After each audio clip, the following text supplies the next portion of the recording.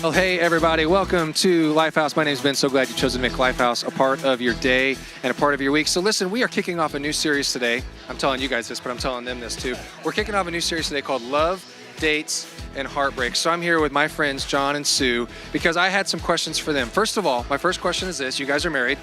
How long, John, how long have you been married? I'm asking you because this I'm putting you to the test. June 30th will be 42 years. June 30th will be 42 years. That's incredible. Congratulations on 42 years. That's, I'm assuming 42 years of wedded bliss, or like 41 years and 364 days, or like, what? Years. 42 years, he says. That was great. Well played, John. Well played.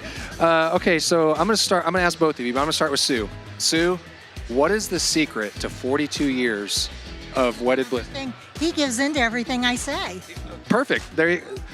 Men, there's a secret right there. He give in to everything she says, and you might be celebrating 42 years one day as well. That's right. Okay, John, what would you say your secret is? She's the boss. I listen. She's the boss. Okay, so obviously, based off both your responses here, I'm going to guess that there's a little bit of humor and willingness to laugh involved. There is. Okay, good, because here's the thing. Like, I was telling somebody in last service that if their response to the best, like the biggest secret that they had was to not go to bed angry, that I might throw up in my mouth a little bit. So humor, not throwing up, and doing whatever she says. Those are your secrets. All right, cool. Well, there you go. There you have it. Hey, listen, we're going to be continuing or starting this series, Love, Dates, and Heartbreaks today. So don't go too far. We're going to start here in about 1 minute. John, Sue, thank you guys so much for hanging out with me. And thanks for serving too, by the way. A couple of guest service volunteers right here. All right, we'll see you soon.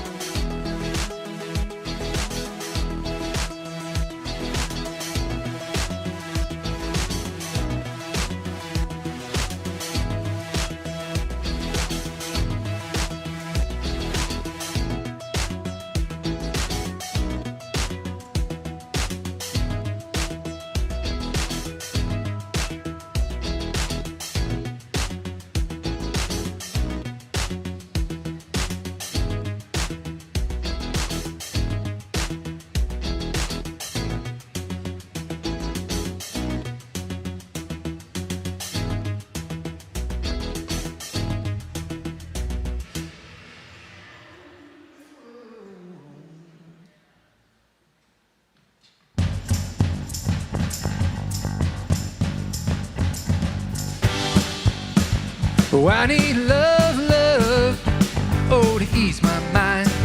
And I need to find someone to call mine. My mama said you can't hurry love, no, you'll just have to wait. She said love don't come easy, but it's a game of give and take. You can't hurry love, no, you'll just have to wait. Just trust in a good time, no matter how long it takes. How many heartaches must I stand before I find a love to let me live again? Right now the only thing that keeps me hanging on, when I feel the strength, oh, it's almost gone. I remember Mama said, no, you'll just have to wait. She said love don't come easy, but it's a game of give and take. How long must I wait? How much more must I take before loneliness will cause my heart to break? How many heartaches must I stand? I've grown impatient for a love to call my own. But when I feel that I can't go on, well, these precious words they keep me hanging on. I remember Mama said, no, you'll just have to wait. She said love don't come easy, but it's a game of give and take. You can't hurry love, no, you'll just have to wait. Just trust in a good time, no matter how long it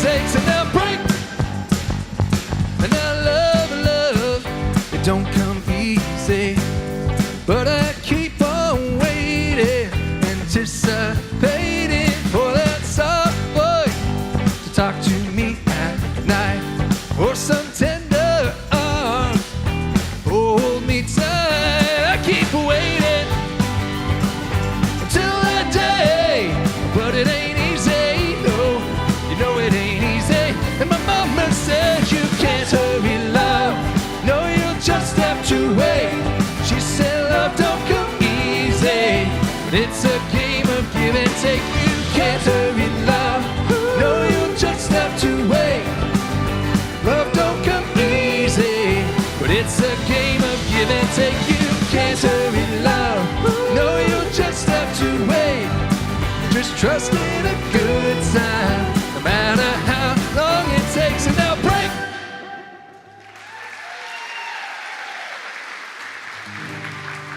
Well, what's up, everybody? Welcome to Lifehouse today. My name is Ben. So glad you've chosen to make Lifehouse a part of your day and a part of your week. So, what do you guys think about Lifehouse covering some Phil Collins today? Who was actually covering the Supremes as well. So, I mean, we're doing a cover of a cover. That's what we started off today. Here's the reason that we did that, okay? We are starting a new series today called Love, Dates, and Heartbreaks. So here's the thing. We realize that this is a big church. There are a lot of you. But if you're here in this auditorium today and you're sitting in the same room as your ex-boyfriend or your ex-girlfriend, let's just keep it civil, all right? We're going to work this thing out together over the course of this series, all right? We're going to do that together. Now, listen, if you are here for the first time, we are so glad you're here. We want to welcome you as well. And we're just glad that you're here. If you're here for the first time, if you're back in church for the first time in a long time, we want you to know that we have created this place specifically with people like you in mind. And we would love to know that you're here. We'd love to make you feel loved and make you feel welcomed. And we just want to connect with you. If you're ready to connect with us, you can do that really simply by texting LHNEW to 21,000. And somebody from our team will get in touch with you, and we will give you a gift just for hanging out with us today. All right, so here's the thing. We got a great service in store for you that we're really looking forward to. And we're going to jump into, like I said, part one of that series in just a moment with our lead pastor, Matt Brown. But before we do that, and we're going to spend about an hour together, before we do that, we're going to sing a couple songs together. And this first one is just a reminder to us that there's a God that loves you. There's a God that wants to fight your battles for you. He wants to fight the fears that we have in our lives alongside with us. That's what this first song's all about. Ryan's going to lead us in that. And so I want to invite you to stand, and we're going to sing together today.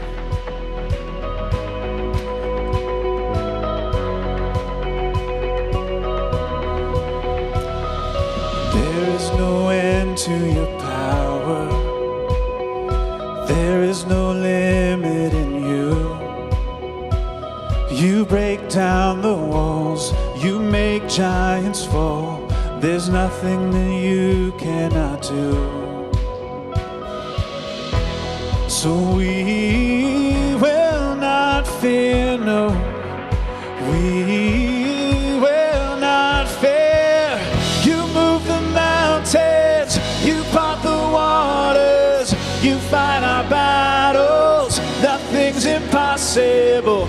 You are a strong defense, we stand in confidence. Our God unstoppable, nothing's impossible.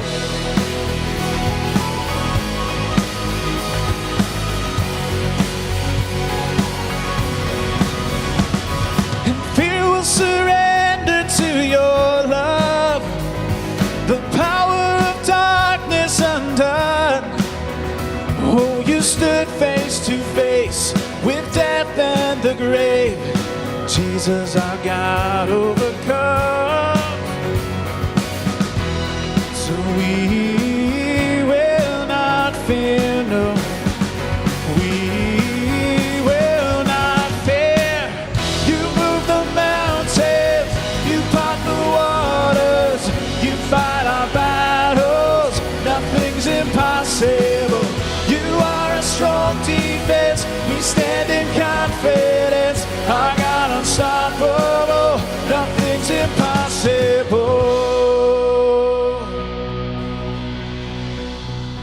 Faithful, faithful to us, God, and we are fearless, fearless in your love. 'Cause you are faithful, faithful to us, God, and we are fearless, fearless in your love.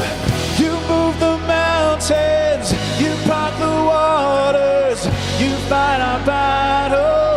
nothing's impossible. You are a strong defense. We stand in confidence. Our God unstoppable. Nothing's impossible. You move the mountains. You part the waters. You fight our battles. Nothing's impossible. You are a strong defense. We stand in confidence. Our God unstoppable. Nothing's impossible. Nothing's impossible.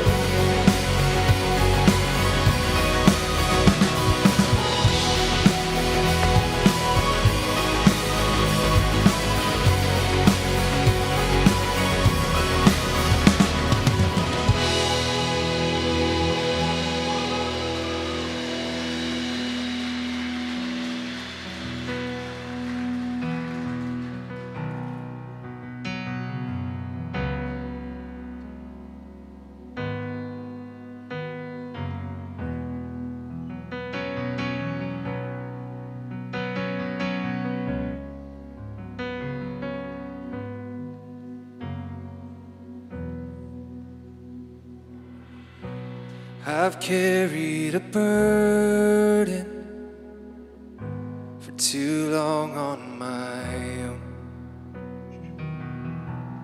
I wasn't created to bear it alone.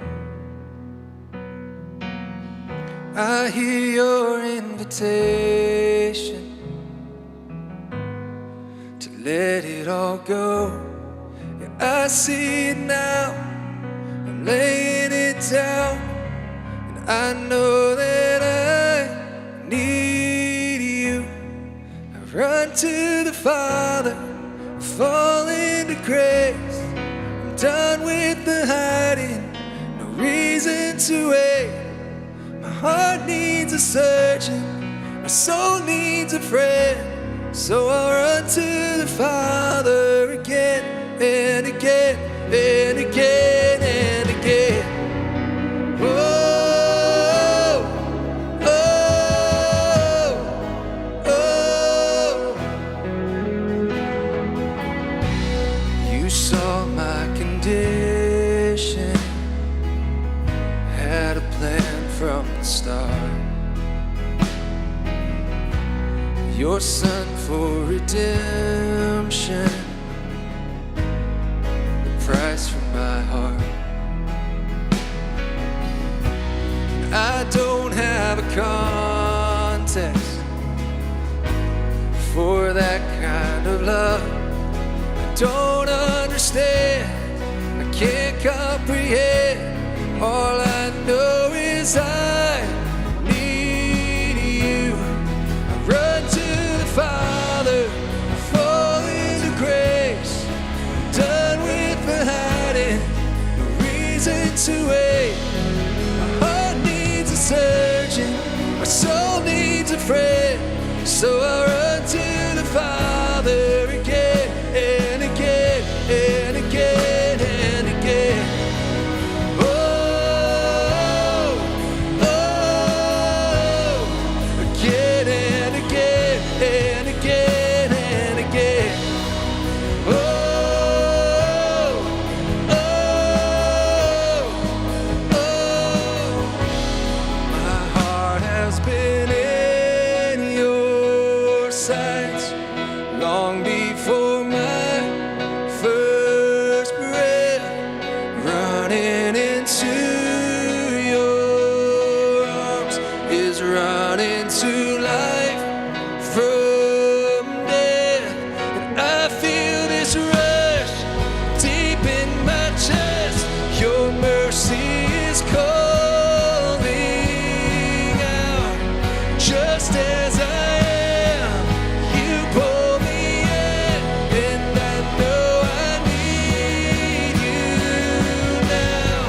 I run to the Father, fall into grace. Done with the hiding, reason to wait.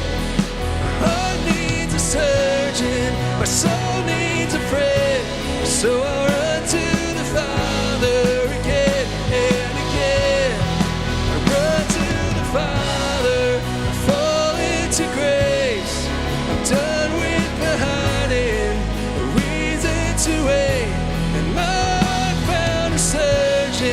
soul found a friend. So I run to the Father again and again and again and again. Oh, again and again and again and again. Oh,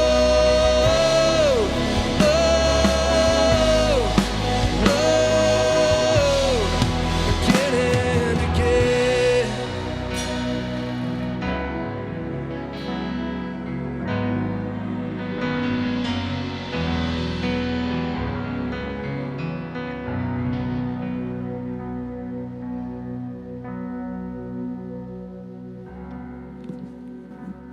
Thank you guys so much for singing with us. You can go ahead and take your seats. And you know why we love to sing a song like that, Run to the Father, is because we believe that the safest place for all of us, for me and for you, is in the arms of our Heavenly Father, and that He wants us to run to Him today. And you know, as parents, anybody that has a kid, whether your kid's 2 or 32, whether adolescent or adult, we want that same thing, don't we, as parents, for our kids? We want them to be able to run to us. We want to have open arms for them when they're a mess, to come to us so we can love them and support them and help them in a way that's most helpful for them. And that's why it's so important, our parenting journey, to continue to try to understand our kids better, because each one is unique, right? And we want to know the best way to use words and to speak to and to love our kids. And one of my favorite things we do around here at Lifehouse is to partner with parents. We try to do a really good job of that. And one thing that you guys, if you've been around here the last few weeks, you've heard about is this event that we're doing this Saturday. We're hosting here. It's called Raising Great Kids. It's an event just for parents.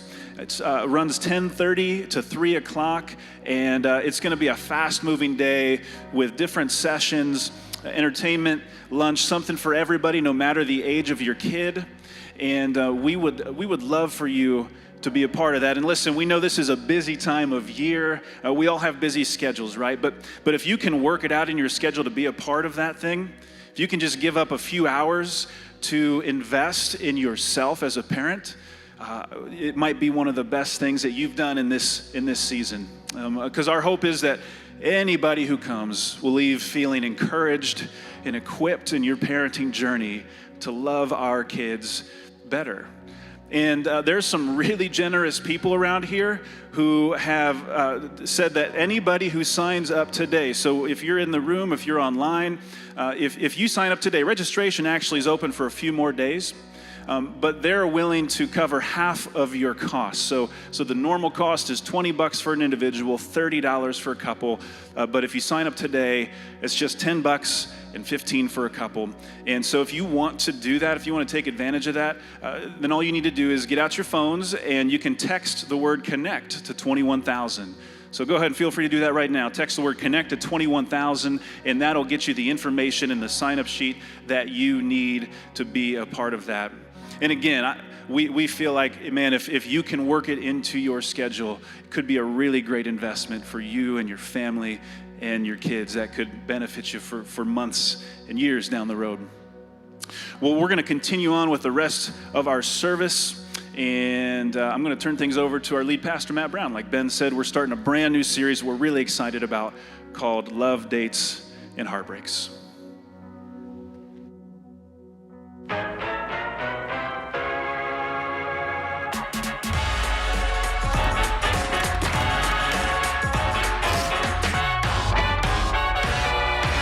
Enjoy the show.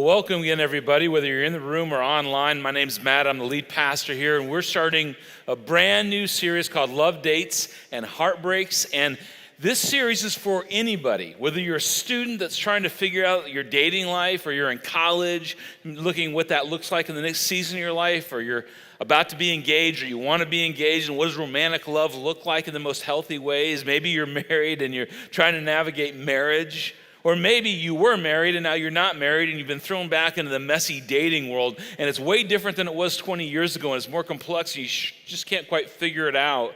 This series is for anyone that wants romantic love in a healthy way in their lives. And this is really good because for me, it allows me to talk about one of the things that breaks my heart. Now, I've said this to you if you've hung around Lifehouse very long, that you should figure out what breaks your heart and then speak into it. And one of the things that breaks my heart as a pastor doing what I do is the simple thing of watching people make relationship decisions that undermine their relationships. This breaks my heart. When it comes to dating, when it comes to marriage, life is so complicated. But when we make bad decisions, relationship decisions, it makes life even more complicated. And you know this, life is complicated enough by itself. And so from my vantage point, and I have made many, many mistakes in my life, but as I watch people from my vantage point, when they complicate their lives, I think this: have you thought that through?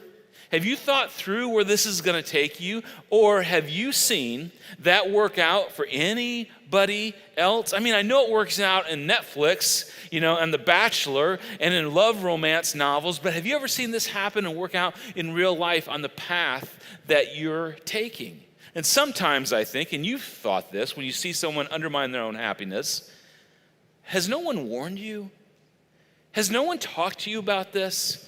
And many times people would say, well, yeah, my mama talked to me about it. My friends have talked to me about it. My dad said something to me about it. I don't want to listen. And it breaks my heart to see people put themselves in a place that undermines their happiness, their future relationships, and their current relationships. And you know who else I'm excited for in this series over the next 6 weeks as we walk through this? For the people that are in a dating relationship, but they're kind of serial daters, and that idea of dating is an old-fashioned word for some. Like we're connecting with the opposite sex so we can have a hookup, so we can, get somewhere sexually, or maybe just have another emotional high or an emotional frill. And I would just say to you, I don't want you to go down those roads, because you're hurting you, and you're hurting others. And I don't want you to hurt you. And I certainly don't want you to hurt other people. And somebody will say to me, because I've been told this before, but what if it's consensual, Matt? What if two people are just doing those things and it's just consensual? See, I don't want you to have consensual hurt either. And the other thing I don't want for anybody in our culture, in our world, in our town, is I don't want you to be a liar for life. This is pretty strong language, but I don't want you to be a liar for life. Because someday you're going to want to tell your story to somebody. You're going to want to tell your story to someone you care about, and where you've been and what you're doing now, relationally and sexually and morally, is going to be a permanent part of your future story. And someday somebody's going to want to know your story, and because of your story, you're going to be tempted to lie. And ladies in the room, women, come on. Men lie about this stuff, don't they? And women, or maybe you are one of those women that you found out way later about what was going on in his life, and then it left brokenness and child support that you didn't know about, and you didn't even have a choice in that. You were just stuck with it. And you didn't tell her, and here's why we don't tell you, ladies. And ladies, here's probably why you don't tell us, but here's why we don't tell you. Because this is an old-fashioned word. We're ashamed of where we've been and what we've done. But instead of, being a liar for life, what I want everybody, men, women, students, I want my own children, I want us to be able to tell a good story. I want you to be able to tell the story that you're walking through a department store with your spouse and you run into somebody you used to date. And men, instead of diving into the toy aisle and hiding under a pile of Legos because of what you once did, and maybe you've been tempted to do that when you see people from your past that you used to date, I want you to be able to say hi to that lady or hi to that gentleman. And when you walk away, I want them to say, he was a good guy. It didn't work out. We weren't meant to be, but he was a really good guy. He was an honorable guy.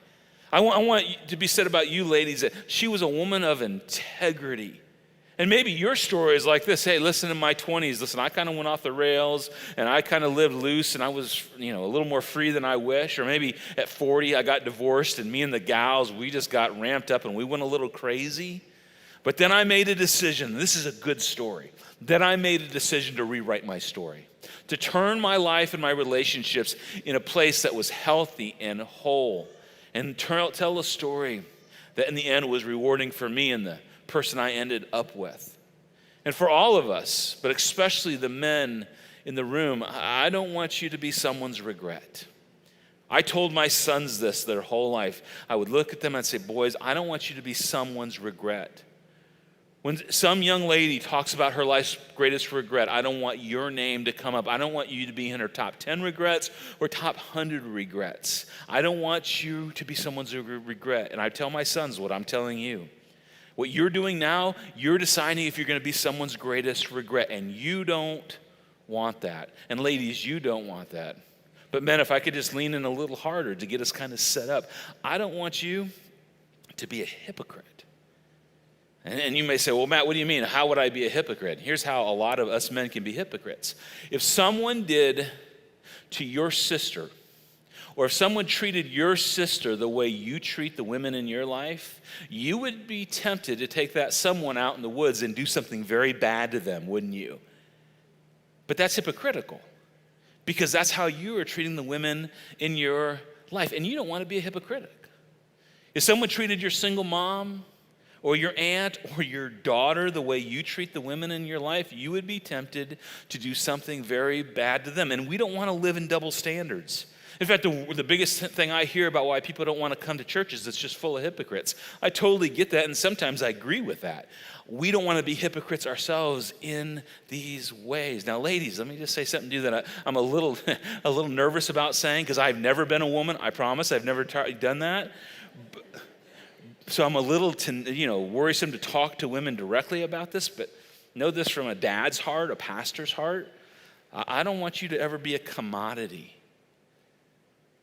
And most of the time, not all the time, most of the time, the choice whether you're a commodity or not is your choice. You know what a commodity is? It's something that's bought and sold and traded, and when it's used up, it's discarded by the people that have it. And I don't want you ever to be a commodity. You were not created to be a commodity. And I want you to feel immense value, an immense, preciousness from your Heavenly Father. But I also want you to feel that worth from the men in your life, that they would treat you like the most precious thing in the world. I want that for us. I want that for you. And men, I want you to step up. Here's an old-fashioned word. I want you to be a gentle man. Because being a gentleman is powerful. Self-control is powerful. Deferring to someone else's needs and wants is powerful. Kindness is powerful. And ladies, you want more gentle men in your life. And I hope you never get accustomed to men not being gentle. I hope that never becomes okay in you. And in this place, this is where our culture clashes with where we're going in this series. Now, for years, I've told you, it's not my job to be the culture police. I'm not angry at culture, but we do realize culture just doesn't help in these areas of our lives. And in this series, I'm going to challenge us to think different. I need you to know, if you're joining us for the first time online or in the room, this is going to be challenging. And if you're coming back to church because you heard we're doing a relationship series, and maybe someone told you there's going to be like a magic wand that's going to make it easy for all your relationships to be easy, it's not going to be. But I think it can be a difference maker if we can walk through this together and let it change us. And so I want to talk about two myths to get us going. And it's two myths that when you hear them and you think about them, you're going to go, those are just ridiculous myths, except for the fact that most of us buy into them. And for most of us, it drives how we think and how we make decisions. And the first myth is just this right person myth. And the myth is not that there's not a right person for you, right? But the myth is this. The right person myth is that once you meet the right person, everything will just be all right. And all the married people in the room go, well, that's not true. We found that right away because I thought he was the right person, and now he just smells and he's losing his hair. So that's not true. Everything is not all right. But what will you do between now And finding the right person will determine something very, very important. And if we continue to play around, treat guys or treat girls, treat men, treat women immorally, misuse our sexuality, we think I can just then, when I get there, meet the right person, I'll just change. I haven't met him yet, so I'm just kind of going to do these things. I'm going to have these things. But when I meet him, everything is going to be different. And if you're a married person, you would say this, well, I met him or I met her, but now I kind of feel like they're not the right person, so I must have chosen the wrong person. And so what I'm going to do now, it's my conclusion, this is how our culture reacts to this, I'm going to go looking for the next right person. And we hear that and we go, that's ridiculous. But our thinking is fueled by this. Our decisions are fueled by this. And when I'm happy with the wrong person, I'm just going to find the right person. And here's what we would say in our culture, that the right person, once you find them, everything will just be fine. And now listen, I'm not saying there's not wrong people for you and for me. I mean, there's some young men that if they come knocking on my door for my daughter and I think they're the wrong person, I'm going to introduce them back to the door with it still shut. That's my whole strategy as a father, right? But this is how we think. Once I meet the right person, all those bad habits will just go away. I mean, I'll just quit looking at pornography once I meet her, men. Like, that's just going to fade away. And what we find over and over and over is that is not what happens. Maybe for you ladies, the insecurity will just fade once, Mr. McDreamy comes along. I won't be insecure anymore. For men and women, it's like I won't have these bad financial spending habits. I won't have those other habits that I hope no one finds out about, because when I meet her, when I meet him, it's just all going to get fixed. And there's this weird thing that we buy into that in the moment. And if you're married, this is an idea that fuels your fantasies. Married people, have you ever thought this? If I could just go back 20 years or 10 years or 50 years and not marry the one I married, but married that other gal, then my life would just be right. You would never admit it out loud, but we've all had those thoughts. That is a myth. See, the right person myth, we miss this idea that there's more to a satisfying relationship than finding or being found. And we don't hear this in our culture. And do you know why we don't hear this in our culture? This does not make for good movies, does it? You know what makes for a good movie? When a really good-looking guy and a really beautiful woman, they get together and you're watching the movie and you go, oh, they're going to fall in love. And then you spend the next 90 minutes watching them fall in love. But you knew right away, that's a good movie. That's a good novel. That's a good Netflix series, right? But that's what entertains us. Can I tell you what it takes to fall in love? This is just profound, I'm telling you. It's so intuitive. You know what it takes to fall in love? It takes a pulse, doesn't it? I mean, if you are breathing, you can fall in love. It is so easy. Do you know what is difficult to do? What's difficult to do is to stay in love. And that's what we're going to try and figure out in this series. The second myth is simply the promise myth. And the promise myth is if I just need a really good promise for a relationship to be healthy. And the promise myth says this, that a promise replaces the need for preparation. You come together and you have commitment, and you have a promise, and you have a vow. And, it may surprise you that I'm saying this as a pastor, but we think that's what creates a great relationship. And we've seen this. Two people stand on an altar, and they say, I do, for better and for worse, and it's so beautiful, and it's overwhelmingly good. And then they have a party, and we think that vow and that party is what makes you a new person.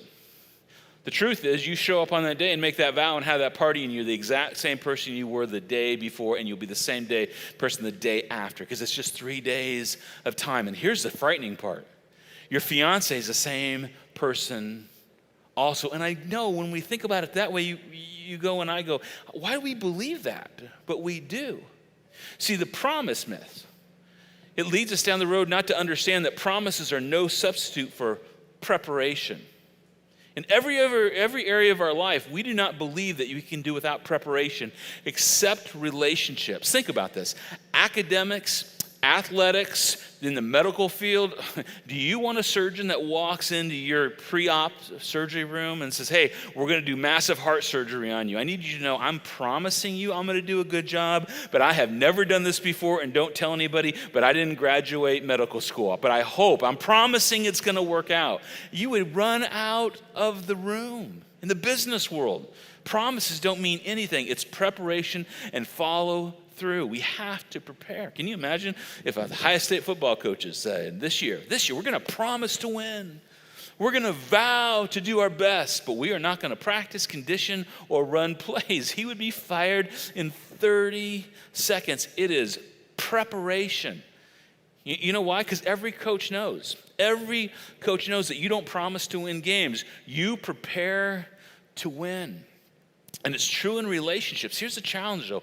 For some reason, we just don't teach this in culture. Nobody does, except the person we're going to lean into today. We're told if you just find the right person, because somewhere there's out there that right person that's going to make everything right, and you make a real strong promise, you'll be fine. But you know this. I do does not equal I can. I do does not equal I can. Have you ever been to a wedding? I'm guessing you have. Where you watch them give their vows to one another, and they wrote them themselves, and they put some lines from a song in their vows, and they put a poem in there, and they even quoted some scripture, and it was so beautiful and so wonderful, and you were just tempted to lean over to the person you're with and going, they're not going to make it. I can just tell you, they're not going to make it. Have you ever thought that at a wedding?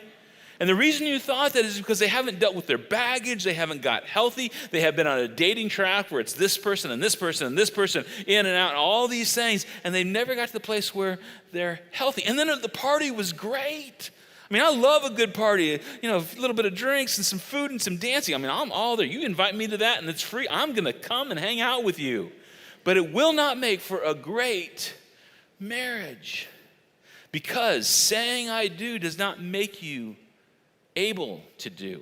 It doesn't make you capable. What it does is it makes you accountable. And what I'm about to read to you next was worth the price of admission. That should be a warning to every person, including me, in the room. And if you're not married, I hope you pay special attention to this. Because when you're accountable, but you're not capable, you are miserable.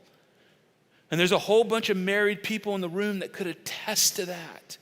Because I'm accountable for something that I can't do, and now I just got to live in misery, and I don't know how to dig myself out. I don't know how to make it better, and I am stuck. Now the next thing I'm going to say to you, I'm going to show you. I mean, I hope you're just, again, in awe of my amazing intellect. I'm like, what I'm going to say next comes off the stage, you're going to think, no one has ever been as smart as our lead pastor at Lifehouse. You're going to be blown away. You ready for this? Let me read this to you. If you're not preparing, you won't be prepared. Is that not brilliant? I mean, come on. A 5-year-old could have come up with that today. But it's true, isn't it? If you're not preparing now, you will not be prepared when you get there. And I want you to be prepared. I want you to walk into a marriage that you're prepared and you're not settling for anything less than another person is prepared also. And here's the deal. If you're married, this is the strategy for marriages that are messed up in our culture. Here's what we're going to do. Our marriage is in trouble. We're suffering. We're not happy. So here's our strategy. We're just going to fall in love again. That's our strategy. What are you going to do to fix your marriage? We're going to fall in love again. So we're going to go on a vacation to a resort for 7 days and fall in love in Mexico. And I'm all for resorts and vacation. We were in Mexico a couple weeks ago. It was spectacular. But that's not how you fall in love. That's not the answer, but that's what our culture says is the answer. Now here's the good news. If I've got everybody really depressed on the same page, right? There is a way forward through this, and it centers on the message of Jesus. This is what we believe in our church. This is what I think every Christian should believe. That when you follow Jesus, he makes your life better and makes you better at life. Now sometimes when I say that, people criticize me for it because they think like it's all about you and Jesus is just all about you and you're not about Jesus. And I'm like, are you kidding me? Jesus gave his life so we could be forgiven. Jesus is the one that came up with what relationships should look like and what marriage is, and he defined it all. Why wouldn't that make our lives better as we implement his ways into our lives? Because when you follow Jesus, you become the person. This is a really important deal just to hang here for a minute. It's not the person you're gonna meet, it's you become the person. Have you ever run into somebody from your past and they were kind of a mess in their past and they were kind of a disaster and you ran into them and now they're kind of put back together and their eyes are clear and their heart is full and you're like, what happened to you? And they're like, it was Jesus. Now there's more to the explanation than that, but that's the simple explanation. I didn't meet some new guy or some new girl. I met Jesus, and I became someone new. See, following Jesus, it puts you in a place to become the kind of person, and this is the huge crutch statement for this morning, you're looking for is looking for. And what if that was our mentality? That I was going to be the person that I am looking for is looking for. Now, we got a lot of this content and this thought process from Andy Stanley, who put this kind together. And Andy tells a story that when he was, thinking through this, he gathered up a whole bunch of single 20-some-year-olds and was talking through their struggles. He said, when I was talking with this group about this young gal in her 20s was telling me the story of sitting in her bedroom with her mom one day. And her mom's just ironing away, doing whatever mom does, ironing and taking care of stuff. And she said, I was telling my mom about this guy who was so cute and he was so smart. He had integrity, he was honest, and he was a Jesus follower. And she said, Mom, he's your kind of Jesus follower. He's all in for Jesus. And she said, Andy, I just went on and on and on about this boy. And finally, my mom set the iron down. And she sat down next to me and she looked at me with compassion and love in her eyes and said to me, the problem is that kind of young man is not looking for a young woman like you. And she told the story of how her heart was completely broken that day. But it was also the day she decided to write a better story. Because she wanted to be the kind of person, the person she was looking for. And you may hear that and go, that's way too harsh, that's way too mean. No, that's what a mom that loves her daughter tells her daughter out of love to help her understand this is how you get to where you want to go, because we have tried every other avenue, haven't we? This is the truthful direction you need to go. So here's the question. For all the single people in the room and all the single people online, are you the person you're looking for is looking for? And if you would say, no, I'm not, there is hope because you can move to that place. And Jesus would say, follow me and I will help you get to that place. And if you're married, maybe this is your version. Are you still the person they were looking for is looking for? Are you still moving in the direction of becoming the person God wants you to be? And if you don't believe in God, this is an invitation. Or for us married people, has life and money and kids and stuff gotten in the way of you becoming the person God's called you to be and that you were becoming? And this is where when Jesus steps onto the pages of history, it's unimaginable. And you got to know the context. Slavery was everywhere. If you owned a bike, you most likely owned a slave. That's how common, well, they didn't own bikes that long back, but that's how common it was back in the day. Women were treated as objects. There was no intrinsic value put on women by men 2,000 years ago. And that's wrong, and I'm glad we're moving way far away, I hope, from that. Prostitution in Jesus' day was rampant. Roman men went to prostitutes as birth control because they didn't want their wives having more kids, so they had to split the inheritance in more directions. And so prostitution, which is awful, was just rampant. And Jesus steps on the pages of history and he introduces a brand new relational paradigm, and it's a game changer. And it changed people in the first century. It literally changed the entire Roman Empire, and it changed the world. And this new relational paradigm, it was simple and it was compelling, but it was demanding. And this is interesting, that you can have something that's simple and demanding at the same time. I would argue you can't have something that's demanding without being simple, because we cloud it up and we make it too complicated. But it's also rewarding. And I want to step out for just a second and say this, because I didn't say this in the first service, and I've thought about it since then. You may hear what I'm about to say today, or already heard, and you're like, listen, I'm not coming back. This is too hard. It may be true, but it's too hard. because it's too demanding. And Jesus would say, yeah, it is demanding, but it's rewarding and it's a life changer, and I'm inviting you to be part of it. And some of you might say, this is just like too good to be true what you hear next. And I would remind you that Jesus died, but he rose from the dead to tell us, I am who I said I was, and I can do what I said I could do. And for some of you that like, you're not sure you believe, you may want this to be true even though you don't believe in Jesus when you hear what we're about to talk about. It's so good. So Jesus is about to march to the cross and give his life, and he gathers his guys up. And you know how this is when you have something really important you want people to know? It's like when you drop your kids off at college and you tell them those last 4 or 5 things. Do not forget, don't forget, don't forget, right? Jesus gives his followers marching orders. And it's a little bit hard for us to understand 2,000 years later, but they understood it perfectly. Jesus says this, and John, one of his followers, said, Jesus told us that night that I am the true vine, and my Father is the gardener. And whenever Jesus told these parables, there was always a God piece, a Jesus piece, and an us piece. And Jesus is a vine, and his Father's a gardener. Okay, they got that, Jesus. So God's gardening. He's doing something in us, right? Jesus goes, yeah, that's what he's doing. God, he cuts off every branch in me that bears no fruit. This is all about staying connected to God and Jesus. It bears no fruit. And he goes on. While every branch that does bear fruit, he prunes so that it will be even more fruitful. Now pause for a minute, because every person in here bears fruit of some kind. And God is in the good fruit-bearing business. But we all bear fruit. You know what the fruit of our lives is? It's our reputation. And you know this, in all of our worlds, sometimes we have a good reputation, sometimes we have a bad reputation, sometimes it's in between.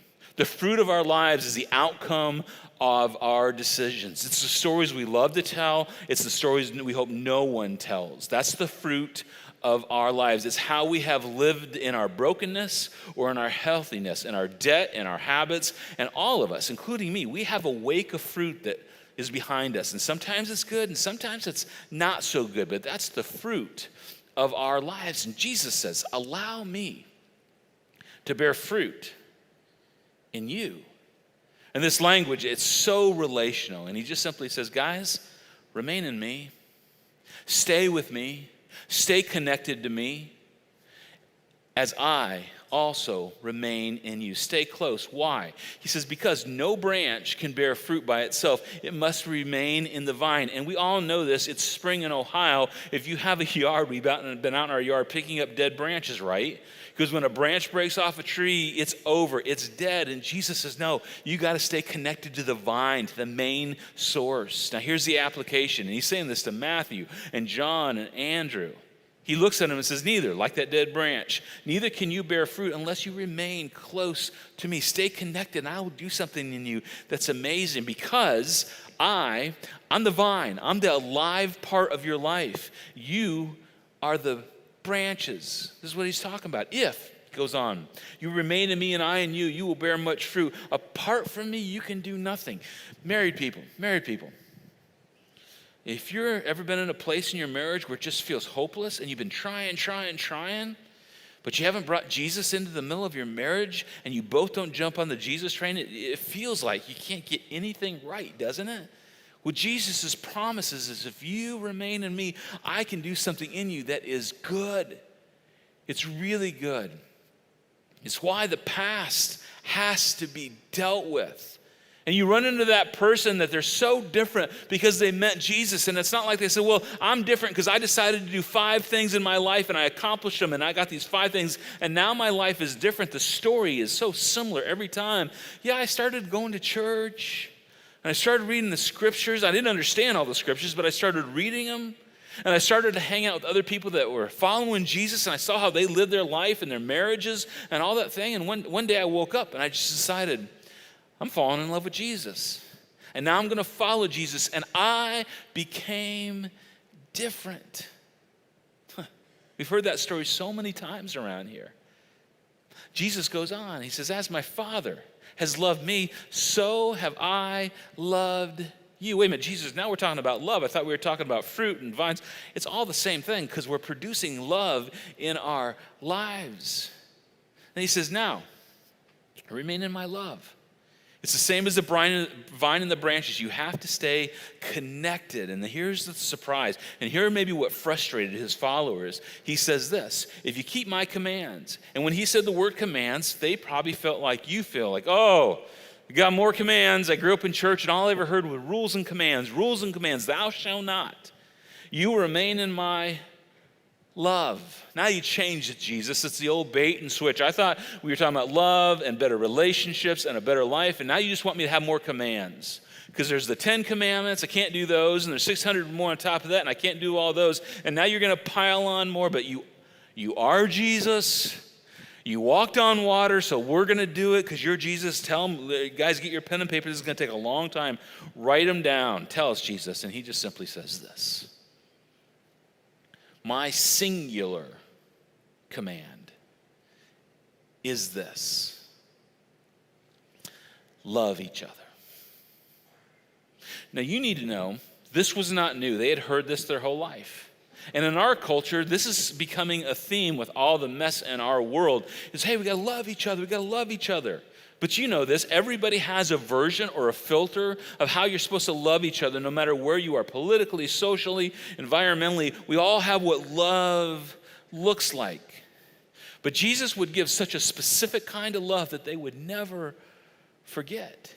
He said, I want you to love each other as this is the game changer, guys, as I have loved you. And they kind of knew what he meant by that. But a few days later, he would put on such a demonstration of love, it would take their breath away when he died on the cross, because it took his breath away.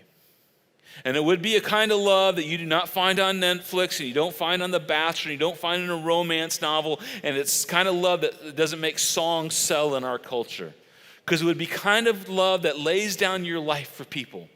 And it forgives unconditionally, and it defers to them over your wants and needs. And this is the kind of love that Jesus said, this is the love that will change the world, change your future relationships and your current marriage relationships. It's simple, but it's demanding. It's simple because it's so clear, but it's demanding because it will cause you to change everything in your life. St. Augustine said this years ago. He said, love and do what thou wilt. This is so dangerous for a pastor to say out loud. You know what St. Augustine was saying? Love and do whatever you want. Love like Jesus and do whatever you want, because when you love like Jesus, you will not cheat on your wife. And you will not cheat on your future wife. And you will have integrity and you will care for people, because that is how Jesus loved. When you get this right, this Jesus love thing, it guides everything. When this becomes the compass of your life and the filter of your life, it changes your behavior and how you act and how you spend your money. This becomes the grid of being a Jesus follower. And when you love like this is how you become a person worth looking for. And my guess is if you're single in here today, you want to be a person worth looking for. And if you're married, this is how you stop. Married people, come on, let me just speak to you for a second. Single people, forget everything I'm about to say, but married people, here. You get to stop trying to force your husband or your wife into who you want them to be, with all the manipulating and the conforming and the pushing and why can't you just, and you just get to let that go. It's so freeing, it's peace. And you get to love like Jesus loved. Because it never works to force someone to be who you want them to be anyway. And Jesus would say, when you love like this, my burden is light. My yoke is not heavy, and there'll be peace for your soul. And again, when two people embrace this, there's nothing they can't do. It takes two, but there's nothing they can't do to find an incredible relationship together. This is how you become a person worth staying for or staying with. It's how you commit to your future, and it's how you stay in the present, and it makes all your relationships better when you're moving in the same direction with someone. But you got to know this, that the kind of person Jesus leads his followers to become is the kind of person we are all ultimately looking for and ultimately want to be. So if you want to find that person, you got to be the person that person is looking for. And when you open the pages of the New Testament, there's all this life change where people discovered how to live like Jesus, and it changed their world.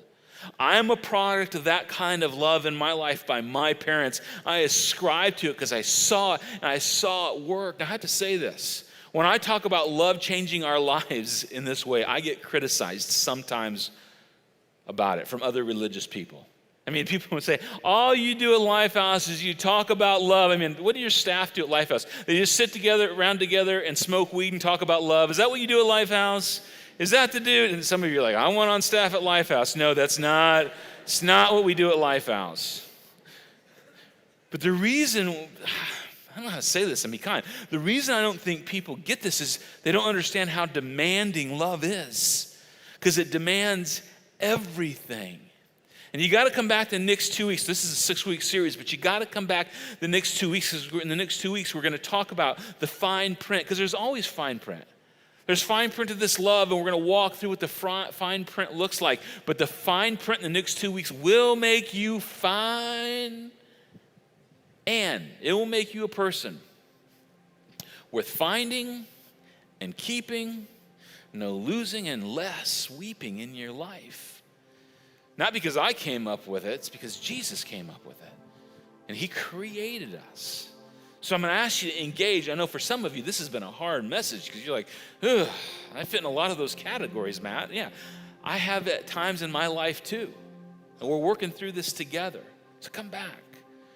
But before you think about loving other people in this way, you just need to know you can't love other people in this way until you have received the immense love of your Heavenly Father, who through Jesus and gave his life on a cross loved you like no one has ever loved you. And if you're thinking, I just can't go home to my spouse and love this way, or I can't love my future spouse so much, I'm going to stop doing what I'm doing. This is all I want for you today. I want you to understand the depth of God's love for you, his overwhelming love for you. Because when we're filled with that, it starts to flow out of it. It's that whole abide in me, be close to me, be connected to me. And so for the next few minutes, I don't want you to feel guilt. I don't really need you to feel any shame. I just want you to know God loves you, because it's what will change you.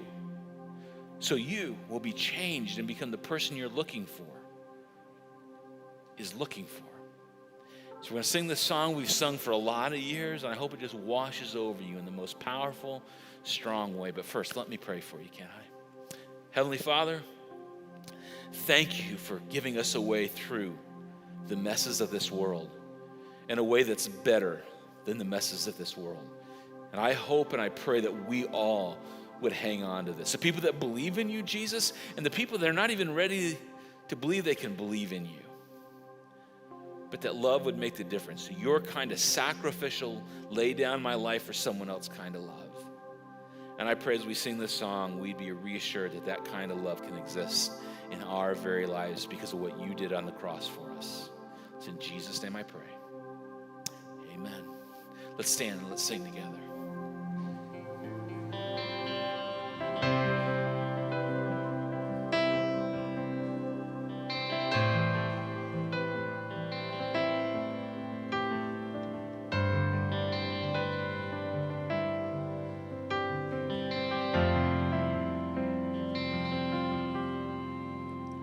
He is jealous for me, loves like a hurricane. I am a tree bending beneath the weight of his wind and mercy. When all of a sudden I am unaware of these afflictions eclipsed by glory, and I realize just how beautiful you are and how great your affections are for me. And oh, how he loves us so. Oh, how he loves us. How he loves us so.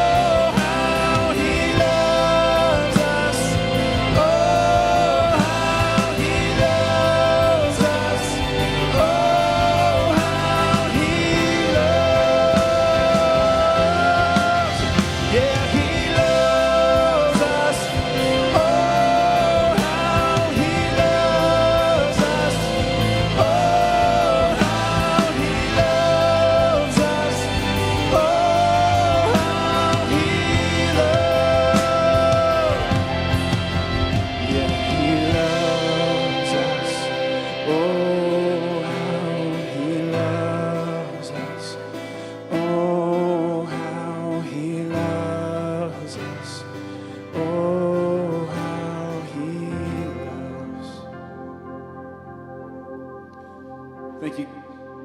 Oh, and the peace and the rest and the grace of God and His love this week.